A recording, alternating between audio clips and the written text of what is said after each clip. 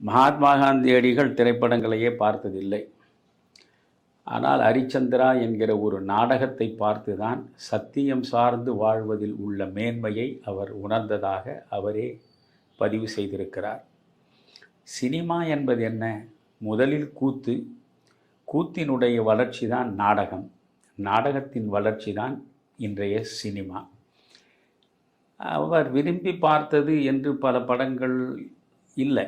அவர் முழுக்க பார்த்ததே இந்த ராமராஜ்யம் சார்ந்த ஏதோ ஒரு படத்தை காந்தியடிகள் பார்த்திருக்கிறார், அவ்வளவுதான். அதே போன்று தமிழ்நாட்டை பொறுத்தவரையில் ராஜாஜியும் பெரியாரும் சினிமாவின் பக்கமே தலை வைத்து படுக்காதவர்கள்.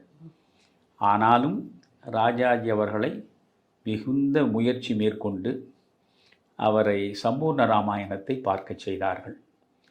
அந்த சம்பூர்ண ராமாயணத்தில் பரதன் என்கிற பாத்திரத்தை ஏற்று சிவாஜி நடித்ததை கண்டு வியந்து, நான் பரதனை உண்மையில் கண்டேன் என்று